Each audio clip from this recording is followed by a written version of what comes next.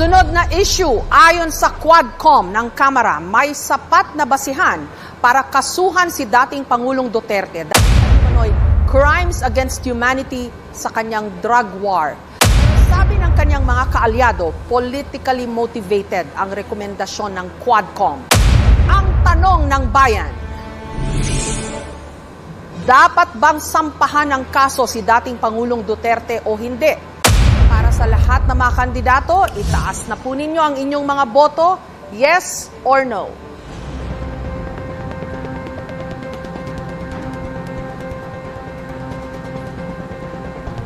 At ang mga sasalang para pagdebatihan ang isyong ito, si Representative Castro na pabor sa panukala.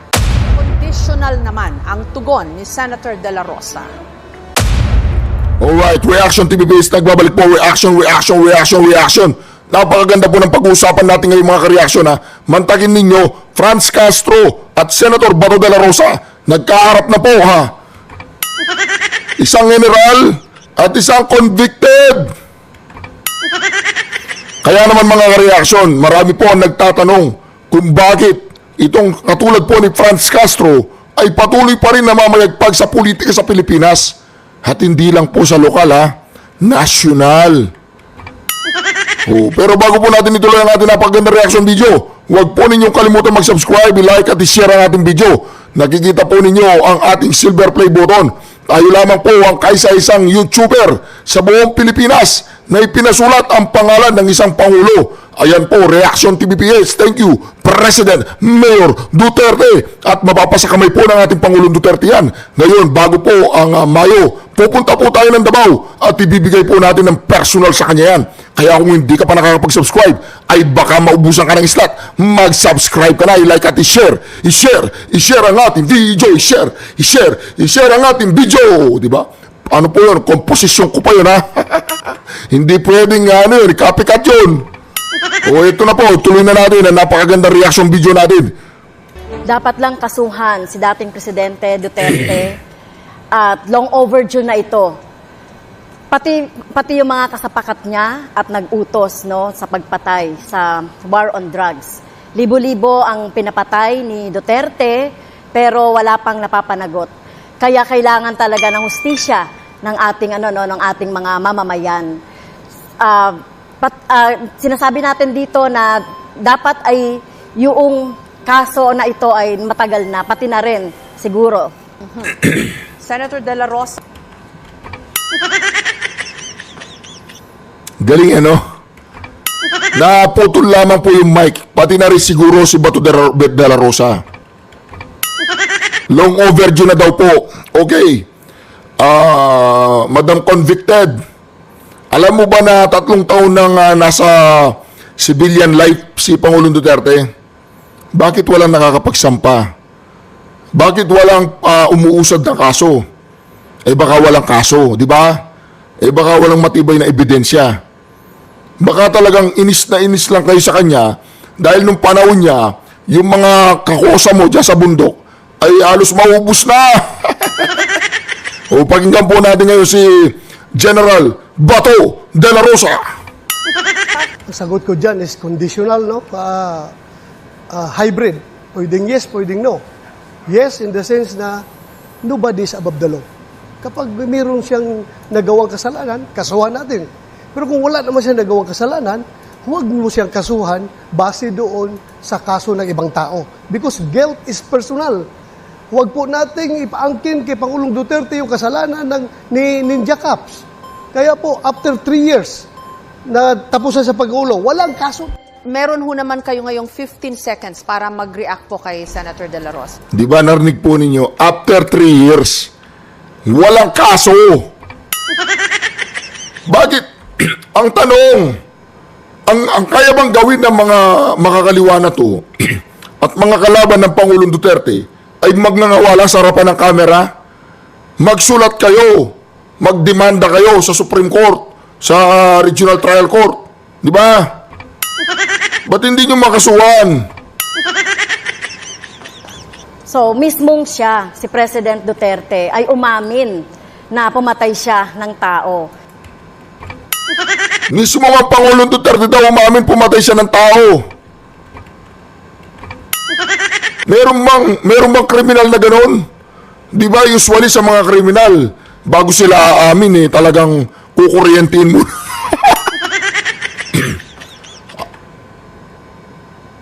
Di mo ba mga reaksyon? Ikaw maniniwala ka na pag sinabi ko na naging girlfriend ko si Jessica Soho? Naniniwala ka pag sinabi ko sa yung ako yung tumutas kay Dinoy? Maniniwala ka rin na baka tatakbo akong presidente sa susunod na eleksyon? Lahat pala nasasabihin ng Pangulong Duterte, pinapaniwala ng mga to. Kaya naman pinaikot-ikot niya sila, Kaya kailangan siyang kasuhan. At ito, sino ba yung nagdisenyo ng mga policy na ito? Siya rin at nag-cause ng pagpatay. Maging si Senator Duterte at Senator Bato ay dapat kasuhan. Ma'am,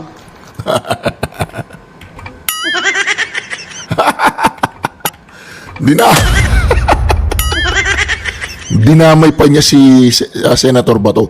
Pati si Senator Bato kailangan kasuhan. Alam mo, Teacher Castro, alam mo kung lalaki ka lang. Alam mo kung lalaki ka lang, baka hindi mo kaya sabihin sa harapan yan. gigil na gigil kang kasuhan si Pangulong Duterte at ako ng mga kaso na hindi mo kami maliling. Kumusta na po yung conviction mo sa kasong child trafficking?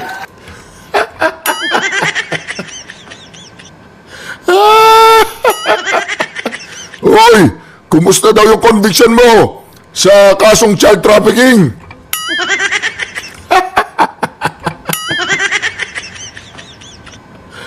Ano na po nangyari? Bakit andyan ka pa? Hindi ka pa nakulong? Yun. Siyempre, nakaluklok yung si Bobong Marcos. Si Leila de Lima nga di ba? Nakalaya. Ngayon, tinitira si Sara Duterte lang, di ba? Sinasamba niya si Bobong Marcos. Blessing daw sa kanya si Bobong Marcos. Sabi po ni Leila de Lima. Hoy, Franz Castro, kumusta daw yung kaso mong child trafficking? Anong ginawa mo doon sa mga bata? Anong ginawa niyo doon sa mga bata? Doon sa mga magulang ng mga bata? Bakit convicted ka? Kung wala kang kasalanan, di sana, hindi ka na-convict.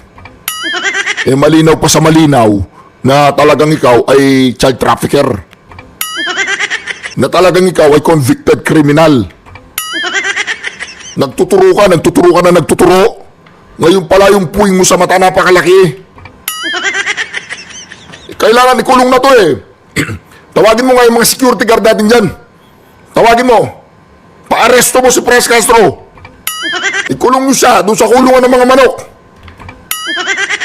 Hindi, joke lang po yun. Wala akong manok. At wala rin akong kulungan ng mga manok. Ang tanong ko, pakisagot lang. Kasi ang ordinaryong tao nagtatanong, porque congresswoman ka, hindi ka nakulong. Sila pag yung mga ordinaryong tao, kulong ka agad. Kung ito po ay nasa Kongreso, ay out of order ko po dahil wala siya sa tanong. Siraulo ka ba, Franz Castro? Siraulo ka ba? Kanina ang tanong, ang Pangulong Duterte lang kung dapat kasuhan. Dinamay-damay mo si Bato de la Rosa. Sabi mo, kahit itong si Bato de la Rosa kailangan kasuhan. Ngayon, tinatanong kanya sa kaso mo, out of order. Siraulo ka ba? Hindi po, tanong lang to. Kanina, ang tanong, kung dapat bang kasuhan ng Pangulong Duterte. Dinamay niya si Bato. Si Bato naman, tinanong siya patungkol doon sa convicted case niya. Out of order daw si Bato. Kung nasa Kongreso lang daw po, out of order niya. Ayos dito si Franz Castro Siguro kahit nasa bahay nila, halimbawa kumakain. Nagtanong yung anak o yung kamag-anak niya, wala sa ayos, out of order ka. Huwag yung pakainin niyan, paalisin nyo dyan. I-detain nyo yan. cite in contempt yan. Yung pamangkin ko, cite nyo in contempt. Ganun ba? No? At ang ginawa po natin na pagre-rescue, tama lang po yung ginawa ko na pagre-rescue sa mga teachers, sa mga bata na biktima ng mga harassment, intimidation. Paano magiging biktima ang isang bata sa harassment and intimidation? Sino nang-haras yung magulang? Sino nag-intimidate yung magulang? Kaya nga po nagreklamo yung mga magulang, nawawala yung mga anak nila eh. At threat doon sa sinasabi ni Senator Bato na kaso. So, kung sino mang mga teachers, gagawin yon. Ay hindi! Hindi gagawin yun! Paano gagawin yun? Hindi nakulong sila. No, yung ipagtanggol at sagipin yung ating mga teachers at mga estudyante. So, Saan sasagipin? Nalulunod ba sila? Tapos sinagip nyo sila, dinala nyo sa bundok? Inahanap ng mga magulang? tingin ko po ay walang mali doon sa ginawa po natin doon sa kaso. Now, Senator De La Rosa, may pagkakataon ho kayo. Wala daw pong mali. Paano mo masasabing walang mali, Franz Castro? Convicted ka nga. Napatunayan sa husgado. Napatunayan na ikaw ay may kasalanan. Child trafficking. Ha? Ano ba yun? Child trafficking? Ano yan? Yung kidnapping ba yun? Trafficking. Yung tinatraffic mo yung mga bata sa daan, gano'n. Kayo na magtanong o mag-react pa rin sa posisyon po ni Representative Castro. 15 seconds po. Ano pong risk yun na pinagsasabi niya? Na yung mga parents ng mga bata mismo ay galit na galit sa kanya. Bakit ginamit niya yung mga kabataan para sa kanilang kapakanan? Walang risk yun nangyari doon. In fact, konbiktado ka sa kaso eh. There was no rescue. Well, yung sinasabi Di ba? Paano rescue yun? Convicted ka nga, sinasabi ng ating batas ay ikaw ay nagkasala. Sa ilalim ng batas ng child trafficking. Rescue? sabi naman po na mga Yung pagmumukha pa lang ni Franz Castro talaga nakakatakot na eh. Kaya pag may mga anak po kayo, si Franz Castro parating itago ninyo. Baka mawawala yan. Ay hindi mawawala. Tanggalin po yung nawawala sa record in aid of the legislation. magulang na galit sa akin, ay ito ay gawa-gawa lang ito. Ito mga magulang na ito. So, Gawa-gawa daw po ng mga magulang. So ibig sabihin yung mga magulang, hindi sila nagagalit nung nawawala yung mga anak nila. Kung yung anak mo mawala, Franz Castro, may anak ka ba? Mawala. Hindi mo ididimanda yung kumuha. kung titignan natin yung mga magulang ng mga bata na talagang involved doon sa pag-aaral ng mga bata doon sa Lumad School, ay talagang nangihinayang sila doon sa pagsasara ng mga eskwelahan ng mga lumad. Dahil alam naman natin, kulang talaga sa serbisyong pang-edukasyon ang mga lumad. So talagang sila ay hinayang na hinayang at sinisisi ang gobyernong Duterte. Maraming salamat po. Siya po ang na-convict. Ang sabi po niya, sinisisi ang gobyernong Duterte. Kung sinisisi ang gobyernong Duterte, oy, bakit ikaw ang na-convict? Bakit ikaw ang dapat makulong? Sinisisi daw ang gobyernong Duterte. Natakot nakipagkamayo. Tignan po ninyo. Kay Representative Nakipagkamayo. Dinamay-damay mo kasi si Bato de la Rosa. Tanong lang kay Pangulong Duterte. Dito naman po tayo Ito maganda po ito mga ka-reaction. Pakinggan po natin ang patutsada na naman ni Franz Castro dito. Dito po talaga makukorner na. Representative Franz Castro. Congresswoman Castro, sa isang interview noong November 2023, may sinabi po si dating Pangulong Rodrigo Duterte tungkol sa inyo, and I quote, Si Franz Partilistian, Alliance of Concerned Teachers. They are the left who are the members of the Communist Party of the Philippines. Mga rebel yan eh. Gusto nilang sirain ang Pilipinas. End of quote.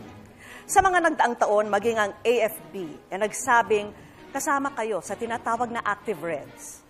Paulit-ulit nyo nang itinanggi ang mga alegasyon na ito. Ang tanong ko, paano nyo pa madedepensan ang inyong sarili laban sa mga paratang na ito na galing pa mismo sa military intelligence?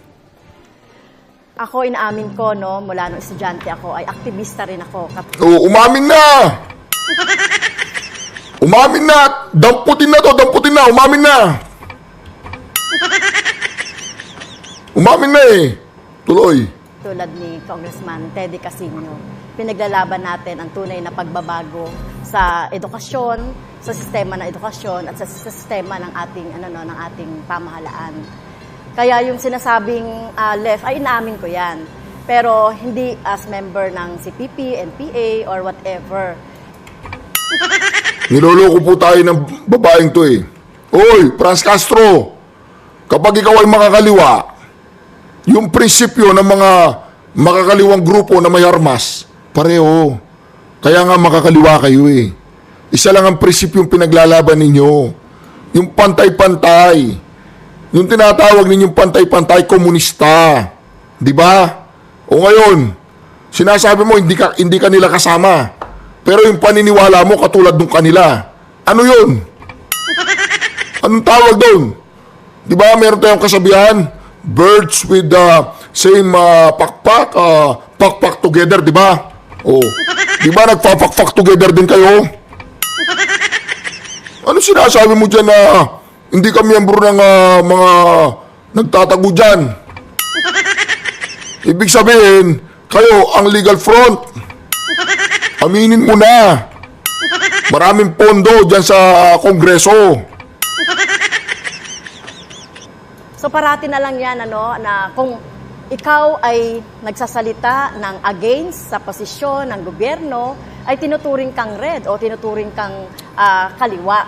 So, O bakit hindi nyo kayang kundinahin sila? Bakit hindi nyo sila kayang kundinahin? Kung hindi nyo sila kabaro, bakit hindi nyo dapat supili ng mga yan? Eh, si Teddy Casino hindi. Dapat daw hindi natin sila ituring na kaaway eh. Mamaya ipapalabas po natin yung sinabi ni Teddy Casino. Ha? Yung sinabi po ni Teddy Casino, parang pinoprotektahan pa niya yung mga CPP na yan. Yung mga teroristang grupo na yan. So, parang nakasanayan ko na rin yan. Kaya patuloy rin yung ating ginagawa. Lalong-lalo na doon sa pagsasabatas, noong mga kailangan ng ating mga guro, sa education sector at sa mga issue rin ng ating mga mamamayan. Kaya yung issue ng mga red tagging na yan ay, kumbaga ay kinasanayan ko na yan at ako ay proud left. Paano nyo kukumbinsihin, Representative Castro, ang publiko na kayo ay karapat-dapat na mapunta sa Senado sa kabila po ng hatol sa inyo ng isang korte?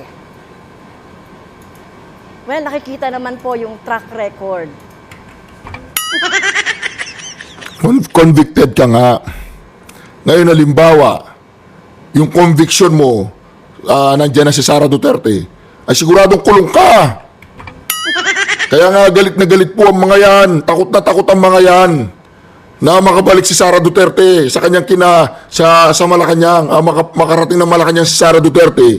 Dahil 100% kulong yan.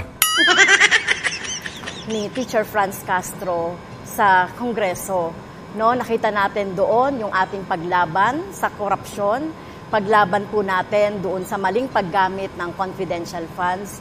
At ito po yung dadalhin natin sa Senado. O di ba? Yung paglaban daw niya sa maling paggamit ng confidential fund.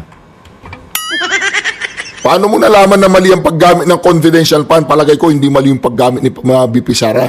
Dahil galit na galit sila eh. Baka epektibo yung paggamit niya sa confidential fund. Hindi sila nakaporma sa mga kabataan. Hindi nila na-brainwash yung mga kabataan. O di ba? Kaya yung confidential fund ni Bangag, wala silang pakialam. Kasi alam nila kung saan napupunta yung confidential fund ni Bangag eh.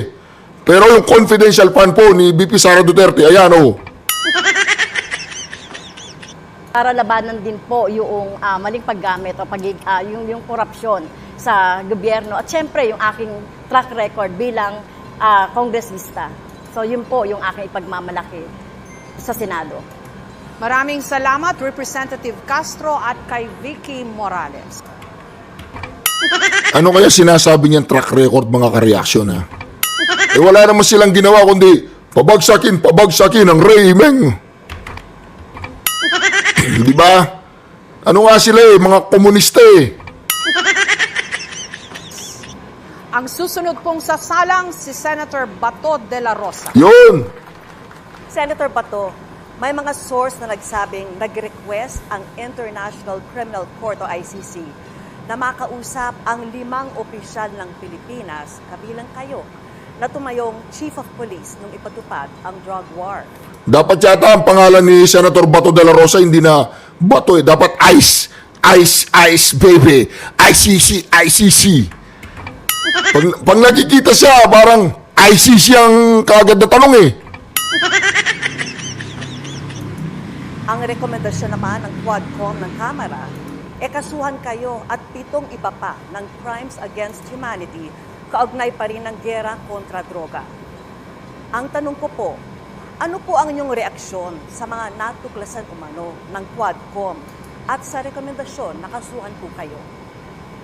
Halata, Vicky, na ang Quadcom ay binuo ng Speaker of the House para gamitin na panggiba, pangdimulis ng mga Duterte at mga kaalyado. At kaya ngayon, yung 4 na komite na yan, pinagrupo-grupo na, inisa nila, walang ibang direksyon yan kundi tirahin ang mga Duterte at kaalyado. So, ito'y pamumulitika, halatang pamumulitika. Matagal lang bumaba si Pangulong Duterte 3 years ago hanggang ngayon wala pang kaso na naipile ang DOJ laban sa amin. So halata po na demolition job ito. This is not investigation in aid of legislation. In fact, this is an investigation in aid of persecution.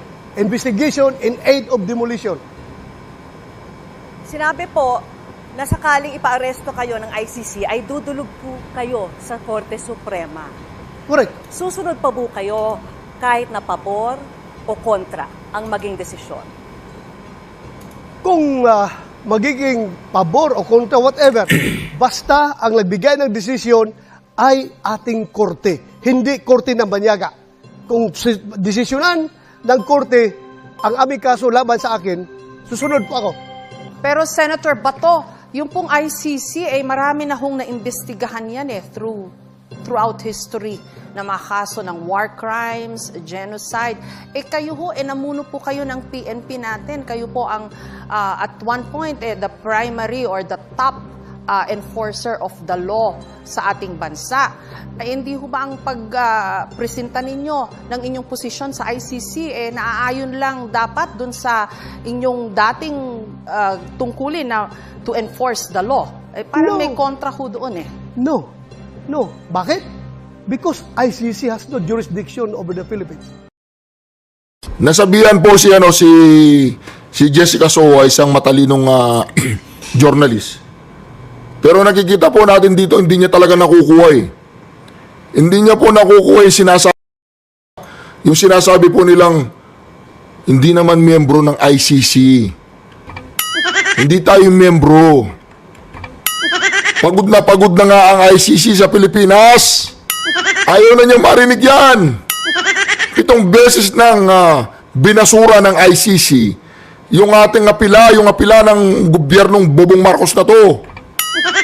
Kung ngayon, ICC pa rin. Kahit ako yung ICC, bakit ko pakikilaman yan, hindi na miyembro yan? Di ba? Nagbabayad pa ba yan? Nagbibigay pa ba ng contribution? Hindi na, di ba? O huwag na natin pakilaman yan. Sakit sa ulo yung mga dalawang yan, si Duterte, tsaka si Bato, hindi natin kayang ipakulong yan. Sabi ng ICC. Halimbawa, ipapa-aresto natin yung dalawang yan, paano? Di ba magkakagulo ang Pilipinas? Alam po ng ICC yan. O di ba?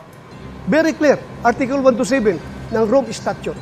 sinasabi doon, hindi maabsuelto ang Pilipinas sa mga pangyayari na sakop doon sa panahon na tayo ay membro. But, itong mga investigasyon na ito ay dapat nag-commence before nag-effect yung ating withdrawal. Ang nangyari ngayon, ang investigasyon nila mag-start after the withdrawal. So, walang jurisdiction. Kahit saan tayo mag-abot. Don't you want a chance to explain yourself before the tribunal? No, because I don't recognize their jurisdiction over us. They have no jurisdiction. Maraming salamat, Senator De La Rosa. O, di ba? Malinaw na malinaw po yun na walang jurisdiction. Na wala pong pakinggan po natin ito si Deddy Casino, ha. Pakinggan po natin si Deddy Casino, sinabi ko sa inyo kanina. Ano ang masasagot nyo dun sa lagi hong pagre-red tag sa inyo? Ako ay... Teka lang ha, pakinggan natin ang bunga ni Teddy Casino. Makikita po natin dito, yung entrada pa lang ni Teddy Casino ay talagang ibang klase na po, ito po. Ni Rodriguez at kay Emil Sumangil. Ang sunod namang tatanungin ay si dating party list representative Teddy Casino. Former Congressman Casino, noon pong 2020, sumalang po kayo sa isang Senate hearing at natanong po kayo doon kung dapat ba na ituring na kaaway ng gobyerno yung mga miyembro ng mga militanteng grupo na dating umanib sa NPA. Ang naging sagot po ninyo dito, sabi nyo dapat patuloy ang pakikipagdialogo sa mga miyembro ng CPP-NPA at hindi sila dapat tignan bilang mga kalaban. At sabi po ng isang AFP official noon, you had one good chance to draw a line between your party list and the communists and you missed it. Dahil matagal na pong iniugnay po kayo at ang inyong grupo sa CPP-NPA at sinasabi po ninyo na hindi naman po kayo terorista. Ang tanong ko po, bakit hindi nyo na lang po diretsahang kundinahin ang CPP-NPA? Alam nyo po, yung mga kasapi ng CPP-NPA ay mga kapwa Pilipino tayo. Mga kapwa Pilipino katulad natin. Naghahangad din ng kabutihan ng ating bayan. Maaring hindi tayo sang-ayon sa paraan ng kanilang pakikipaglaban. Pero kung issue at issue ang pag-uusapan, kung ugat, kung bakit sila lumalaban ng pag-uusapan, tingin ko we have more in common. Inamin po niya, we are more in common. Alam mo, Teddy Casino, okay lang naman na lumaban ka, magsalita ka. Huwag mo lang patayin yung mga pulis tsaka mga militar. Huwag mo lang patayin yung mga inosenteng mga tao. Bakit sila tinuturing na terorista? Then we have differences. Kaya para ho sa akin, dapat hindi sila tratuhing terorista, dapat hindi sila traturing kaaway. Oh. Dapat magkaroon ng engagement sa kanila at yung peace talks ay isang paraan para mapag-usapan at para... Gago ka ba, Teddy Casino? Ilang taon ng peace talks ang ginawa natin? Ilang taon ng bilateral meeting ang ginawa ng Pilipinas? Alam mo, pag nagkaroon ng peace talk, nagpapalakas. Pagka nagkaroon ng ceasefire, nagpapalakas. O, di ba? Tinotodas nila yung mga pulis, mga militar. Okay lang. O, bakit kayo? Nandiyan kayo. O, meron kayong participation sa gobyerno natin. Bakit sila? Ganun ang ginagawa nila. Tinatawag nilang yung revolutionary tax. It's all about the money, money, money. Yun. O, di ba? Pera-pera yan, Teddy.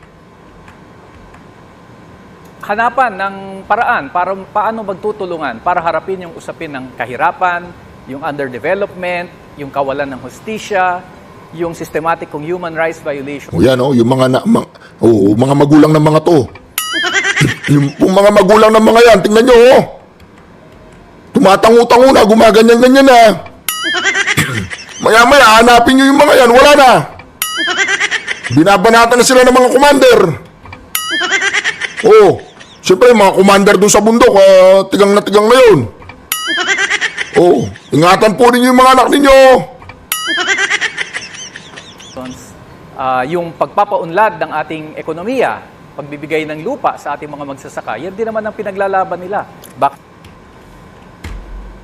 hindi tayo mag-usap? Bakit hindi natin pagtulungan ang mga problemang ito? Yung mga magsasaka nga, ayaw na sila Ayaw na po. Pupunta doon, manghingi ng bigas, sardinas, manok na inaalagaan, Di ba? Kaya nga maraming baryo ngayon, lugar na yun. Ayaw na sila. Hindi na sila nakakapasok. Tingin ko mas mabuti yan kaysa sa away ng away, gera ng gera. Representative Casino, pakiklaro nyo na rin po. Yaman din lang na kayo po'y tumatakbo for senator. Ano ho raw ba ang ugnayan ninyo sa kaliwa? Ano ho ang masasagot nyo dun sa lagi hong pagre-red tag sa inyo? Ako ho ay isang aktivista mula pa ho nung kabataan ko. Kaya hindi ho ko tinatanggi na ako ay kaliwa. Pero hindi ibig sabihin yan na ako ay NPA. Hindi ibig sabihin yan na ako ay rebelde. Hindi ibig sabihin yan na nakikibaka ako para ibagsak ang gobyerno. Luko-luko talagang tao na to no? Luko-luko. Magkaiba ho yun. At tingin ko, importante sa ating lalo na sa Senado, na merong boses na kaliwa, na merong boses para sa pagbabago, na merong boses para sa masang Pilipino. Yan po ang ginampanan ko sa Kongreso, yan din ang gagawin sa Senado. Maraming salamat, Congressman Casino at kay Pia Arcangel. Mantagin po ninyo yan. Isang sampal po sa ating republika na kapag isang katulad ni Casino at katulad ni Castro, anyway, hindi naman sila mananalo eh. Mantagin po ninyo, nandun sila. Saan tayo papunta? Tatanungin naman ngayon si Representative. Hindi po ba mga ka-reaction? Anyway mga ka-reaction, maraming salamat muli sa pagsama ninyo sa ating napakaganda reaction video. Huwag po ninyo kalimutan mag-subscribe, like at i-share ang ating video. Duterte! Duterte! Duterte! Duterte! Duterte! Duterte! Duterte! Shukran, God bless you all. Sinasabi ko eh. Yan.